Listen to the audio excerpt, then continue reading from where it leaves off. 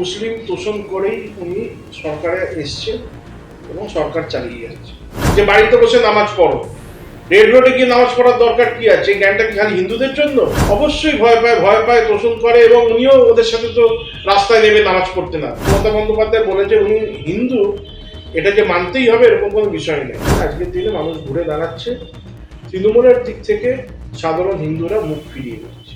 উনি একজন season politician এবং আজকে পশ্চিমবঙ্গে উনি শুধুমাত্র মুসলিম তোষণ করেই উনি সরকারে এসছেন এবং সরকার চালিয়ে যাচ্ছে।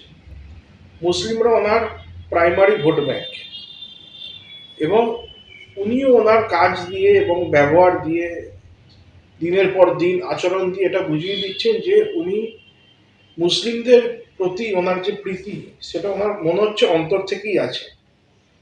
এবং এই যে হিন্দুরা আমার গলার মালা, মুসলিমরা গলার মালা, এগুলো সব ফেক কথা, মিথ্যে কথা। পলিটিশিয়ানসদের যেরকম যারা মুসলিম তোষণ করে তারা এরকম কথা বলে। তো এই কথায় হিন্দুরা যত কান কম দেবে তত ভালো। এবং হিন্দুদের একটাই লক্ষ্য হওয়া উচিত যে আগামী নির্বাচনে যেন মমতা বন্দ্যোপাধ্যায়কে উচিত শিক্ষা, উচিত জবাব দেয় ইভিএম এর মারফতে ভোট দিয়ে। আর গত পরশু উনি যে আচরণ করেছে, যে 3টে হিন্দু যুবক, তার মধ্যে একজন প্রতিবন্ধী, তাকে যেভাবে উদ্যম নিয়ে তাকে অ্যারেস্ট করালো মুখ্যমন্ত্রী, সেটা নিন্দে সারা বাংলা করছে। আমরা গ্রাউন্ড লেভেলে কাজ করি, মানুষের সাথে রোজ মেলামেশা করি, সাধারণ মানুষের সাথে মেলামেশা করি, সবাই এটা নিন্দে করছে। তো উনি যতই এগুলো বলুক, মানুষ এটাকে মেনে নিচ্ছে। দেখুন, 1 নম্বর হচ্ছে সেখানে সমস্ত সনাতনী যারা জড়া হয়েছিলেন গীতা পাঠ উপলক্ষে, সেখানে গীতা পাঠ হচ্ছিল এবং ভারতের বড় বড় সাধু সন্ন্যাসীরা সেখানে এসেছিলেন, যাদের কোটি কোটি শিষ্য আছে, ফলোয়ার আছে। এবং আমি নিজে আমিষ খাই, কিন্তু বেশ কিছু দিন আছে যেখানে আমরা একটু নিয়ম পালন করার চেষ্টা করি। তার মানে আমিষ খাওয়াটা অনিয়ম সেটা বলছি না, আমি নিয়ম আমি প্রচণ্ডভাবে আমিষ ভক্ত। কিন্তু যেখানে গীতা পাঠ হচ্ছে সেখানে 1 নম্বর হচ্ছে সে মিথ্যে কথা বলে, এটা ভেজ, এটা নিরামিষ বলেছে, ওখানে প্রবেশ করেছে। মিথ্যে কথা বলে লোককে সে ভেজ প্যাটিস বলে চিকেন প্যাটিস সে নাকি জানতো না ওখানে গীতা পাঠ হচ্ছে। দেখুন, সে জানতো না এই কথা তো মেনে নেওয়া যায় না। আজকে যদি আমি একটা মসজিদের ভেতর গিয়ে কি মসজিদের বাইরে দাঁড়িয়ে কিংবা ঈদের নামাজের ওখানে ভেজ বলে শুয়োরের মাংস খাইয়ে দিই, আর তারপরে আমি যদি বলি আমি জানতাম না এখানে ঈদের নামাজ হচ্ছে, আমি বুঝতে পারিনি এই দাড়িওয়ালা টুপিওয়ালাগুলো মুসলিম, এটা কি সমাজ মেনে নেবে? এটা কি পুলিশ প্রশাসন মেনে নেবে? মমতা ব্যানার্জি মেনে নেবে? মেনে নেবে না। তাই জন্য ও যেটা বলছে ওই মুসলিম প্যাটিসওয়ালা, জানতাম না এখানে গীতা পাঠ হচ্ছে, এটা মেনে নেবার বিষয় না, এই কথায় কোনো দম নেই। আর তাহলে যদি সেটাই হয় তো মিথ্যে কথা বললো কেন যে আমার কাছে ভেজ প্যাটিস আছে? মানে ভেজ এগুলো চিকেন এনেছে কি চিকেনের ভেতরে অন্য কোনো পশুর মাংস দিয়েছে কি ভাগাড়ের মাংস দিয়েছে কি, তাতে ও থুতু, অনেক ভিডিও ভাইরাল হয়েছে যেখানে মুসলিম যারা রান্না করছে তারা খাবারে থুতু মেশাচ্ছে। একটা টেররিস্ট আতঙ্কবাদী ধরা পড়েছে, সে রাইসিন তৈরি করেছিল, মানে রেখেছিল নিজের কাছে, যেতে খাবারের সাথে মেশাবে, হিন্দুরা মারা যাবে। তো সেই জিনিস সে করবার জন্য এখানে উপস্থিত হয়নি, এর গ্যারেন্টি কে নেবে? সে তো একটা ভেন্ডার, সে লোককে খাইয়ে 100-200 জনকে অসুস্থ করে দিয়ে কি মেরে দিয়ে যদি পালিয়ে যায়, তাকে ধরবে কে? তারপরে কলকাতা পুলিশ কাজ করবে? তার কোনো ফুড কোয়ালিটি টেস্টের লাইসেন্স আছে? সে খাবার বিক্রি করছে। তো একটা হিন্দু খাবারের দোকান নিয়ে বসলে দুনিয়ার তাকে রুল আর ল কমপ্লাই করতে হয়। এটা যেহেতু সে একটা মুসলিম ভেন্ডার, সমস্ত রকমের সহযোগিতা সে পুলিশ থেকে এবং এই শেকু মাকুদের থেকে পাচ্ছে। স্টল যে কোনো জায়গায় থাকে, আমরা বিদেশে গেছি, বিদেশেও খাবারের স্টল থাকে। স্টল একটা জায়গায় ফিক্স থাকলো, সেখান থেকে লোক খাচ্ছে আলাদা, কিংবা এই সেখানে লোক তাকে চিনতে পারবে যে আজকে কিছু হলে আমি তার সাথে গিয়ে কথা বলতে পারবো। ইনি ঘুরে ঘুরে বিক্রি করছে, এই যে টেররিস্ট না, কিংবা এর মনে যে কিছু নেই, কিংবা কি ভাবনা নিয়ে বিক্রি করছে। আর সেখানে সে চিকেন বিক্রি করবে কেন? আর চিকেন তো চিকেন হালাল চিকেন হবে কেন? আমরা হিন্দুরা তো হালাল খাবো না, আমরা তো ঝটকার মাংস খাবো, সেখানে সে চিকেন বিক্রি করবে কেন? তার প্রথম থেকে শেষ অবধি পুরো তারই অপরাধ। তাকে পুলিশ, তার বিরুদ্ধে পুলিশ কি অ্যাকশন নিয়েছে? পুলিশ সম্পূর্ণভাবে, পুলিশ প্রশাসন এবং রুলিং পার্টি টিএমসি মমতা সম্পূর্ণভাবে হিন্দুদের কণ্ঠরোধ করার চেষ্টা, হিন্দুদের মেরুদণ্ড ভেঙে দেবার চেষ্টা, হিন্দুর মান সম্মান মাটিতে মিলিয়ে দেবার চেষ্টা, এই কাজ তারা করে যাচ্ছে। গত পরশুদিন কুলপিতে হনুমানজির মূর্তি ভাঙা হলো। কি করছে? কালী ঠাকুরের মাথা কাটা অবস্থায় প্রিজন ভ্যানে তাকে ঢোকানো হলো। কি করছে? এটা কি বার্তা দিতে চাইছে মমতা বন্দ্যোপাধ্যায়? উনি যাই বলুন, হিন্দু আমার গলার মালা, মুসলিম আমার গলার মালা, এটা আর কেউ মানবে না। ওনার চোখটা মনে হচ্ছে আলাদা, আমরা জানি না, কিন্তু ওনাকে যারা ইনফরমেশন দেয় তারা কারা আমরা জানি না। সেই মঞ্চে বিজেপির কোনো ফ্রন্টলাইন লিডার ছিল না। আর যদিও ছিল, যারা গেছিলেন তারা নিচে বসেছিলেন। উনিও যেতেন, উনি নিচে বসতেন কিংবা ওপরে যেতেন, সেটা ওনার বিষয় ছিল। উনি গেলেন না কেন?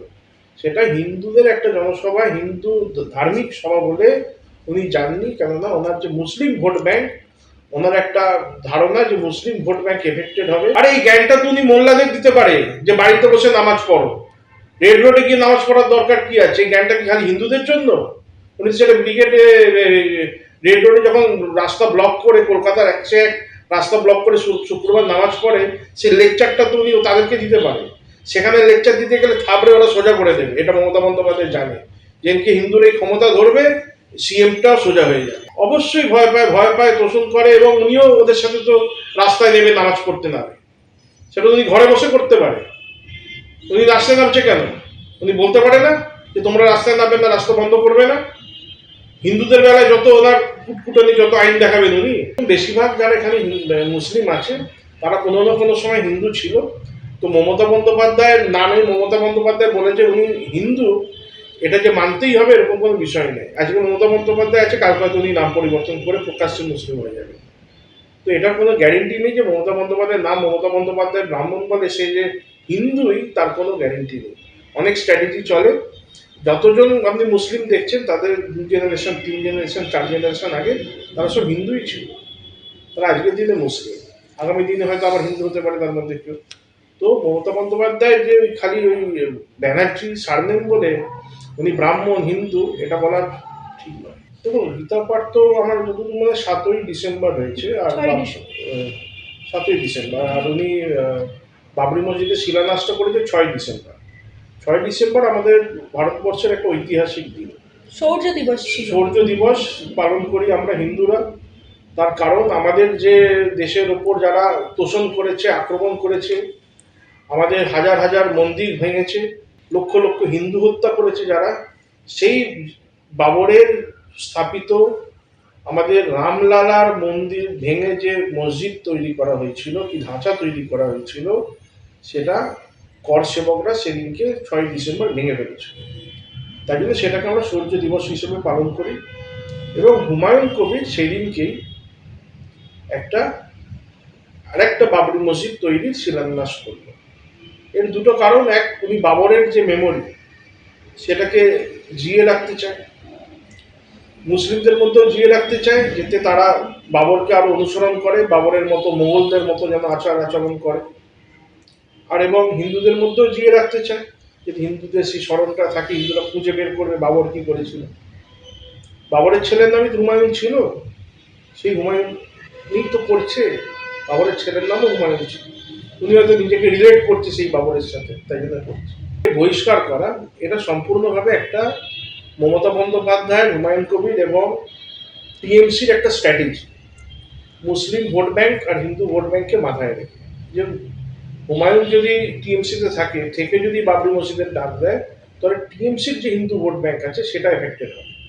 তাই জন্য কৌশল করে তাকে আলাদা করে, তাকে সব রকম সহযোগী আলাদা করে দিয়েছে, কিন্তু তাকে প্রশাসনিক, অর্থনৈতিক সমস্ত রকমের সহযোগিতা দিচ্ছে, মিডিয়া হাইলাইট সব কিছু হচ্ছে, কিন্তু সে নাকি দল থেকে তাকে বহিষ্কার করা হয়েছে। এটা পুরো স্ট্র্যাটেজি। আর দ্বিতীয় কথা হচ্ছে যে এর ফলে কি হবে, মুসলিম ভোট ব্যাংকটাও সে ধরে রাখতে পারবে। আর বোকা হিন্দু যারা টিএমসিকে আজকেও ভোট দিয়ে যাচ্ছে, গত ইলেকশনেও ভোট দিয়েছে, উনি সেই ভোটটাকে ধরে রাখতে চাইছে, ভাবছে ওনারা এখনো সেই বোকামি করবে। কিন্তু আমাদের ধারণা যে মানুষ আর বোকা নেই, মানুষের কাছে পয়সার তো অবশ্যই প্রয়োজন আছে, কিন্তু মা বোনের সম্মান, ধর্ম রক্ষা, এটা তার আরো আগে, দেশ রক্ষা। তাই না? আজকের দিনে মানুষ ঘুরে দাঁড়াচ্ছে তৃণমূলের দিক থেকে সাধারণ হিন্দুরা মুখ ফিরিয়ে নিচ্ছে। আন্ডারস্ট্যান্ডিং ছাড়া এ তো হতে পারে না। সেই লোকটাকে 1000-2000 পুলিশ গার্ড দিচ্ছে, সেখানে যেখানে হচ্ছে পুরো national highway, state highway block করে সেখানে শিলান্যাস হচ্ছে, লক্ষ লক্ষ টাকা, কোটি কোটি টাকা সেখানে ডোনেশন আসছে। এগুলো কি রাজ্য প্রশাসনের সহযোগিতা এবং সরকারের সহযোগিতা বাড়তি ছাড়া সম্ভব? নিরাপত্তা কর্মীও দেওয়া হয়েছে। হ্যাঁ, বাড়তি নিরাপত্তাও তাকে দেওয়া হয়েছে। সে এখন তার মানে ব্লু আইড বয় হয়েছে। আগে শুধু ফিরহাদ হাকিম ছিল আর 2-4টে ছিল, এখন তার সাথে হুমায়ুন কবির যোগ হয়েছে। বিশেষ করে যবে উনি হুমায়ুন কবির বলেছিল যে এখানে আমরা 70% আছি, কেটে হিন্দুদের ভাগীরথীতে ভাসিয়ে দেবো, তখন থেকে মমতার আরো প্রিয় হয়ে গেছে হুমায়ুন কবির। দেখুন, উনি ওয়াকফ নিয়ে অনেক লোককে উস্কেছিলেন। ওয়াকফের আন্দোলন করতে করে মুসলিমরা অনেক সম্পত্তি, দেশের সম্পত্তি, রাজ্যের সম্পত্তি, সাধারণ হিন্দুদের সম্পত্তি ভাঙচুর করেছে, লুট করেছে। ওয়াকফের আন্দোলন করে হিন্দুদের হত্যা করেছে এখানকার জেহাদিরা। মমতা যথেষ্ট তাদের উস্কেছে। যারা আন্দোলন করেছে, ভায়োলেন্স করেছে, হিন্দু হত্যা করেছে, তাদেরকে প্রোটেকশন পর্যন্ত দিয়েছে এই টিএমসি, মমতা। তো সেখানে দাঁড়িয়ে ওয়াকফ নিয়ে উনি যখন এত ওনার লাপালাপি ছিল, এখন ওয়াকফ নিয়ে উনি ঠান্ডা হয়ে গেছে। সেরকমই এসআইআর নিয়ে উনি যত এর আগেও লাপিয়েছে, এখনো অনেক উনি কথা বলছে এসআইআর নিয়ে, আন্দোলন করবে, ধর্নায় বসবে, ঠিকই বলছে। ওনার আবার ধর্নায় বসার সময় এসে গেছে। 2011-র আগে উনি রোজ ধর্নায় বসতেন, যখন রাজ্যে উনি বিরোধীতে ছিলেন। আবার ওনার রাজ্যের বিরোধীতে থাকার সময় কিংবা রাজ্য সরকার থেকে চলে যাওয়ার সময় এসেছে, তাই জন্য আবার উনি ধর্নায় বসা প্র্যাকটিস করছে। এবার আবার ওনাকে ধর্নাতেই রোজ বসতে হবে। মমতা বন্দ্যোপাধ্যায়কে এই বার্তা দেবো যে বিনাশকালীন বিপরীত বুদ্ধি হয়, ওনার বিনাশকালীন বিপরীত বুদ্ধি এসছে। উনি যেন আরো সংযত হন এবং উনি যেই কুলে, যেই বাড়িতে, যেই নাম নিয়ে উনি মানে যে ফ্যামিলিতে উনি জন্মেছেন, তাদের মান সম্মান বজায় রেখে উনি যেন একজন রাষ্ট্রবাদ, একজন দেশভক্ত এবং ধর্মভক্ত হয়ে ধার্মিকভাবে উনি কাজ করুন। এবং পলিটিক্সই সব কিছু নয়, জীবনে অনেক অ্যাভিনিউজ আছে, সেই জায়গায় উনি কাজ করতে পারেন। কারণ 26-এ তো উনি আর ফিরে আসবেন না। উনি এত বছর রাজনীতি করেছেন, সমাজ হয়ে কাজ করার চেষ্টা করেছেন, সেই কাজটা একটু ভালো করে উনি করুন, সৎভাবে করুন, নির্ভীকভাবে করুন এবং দেশ হিত এবং ধর্মহিতে উনি কাজ করুন।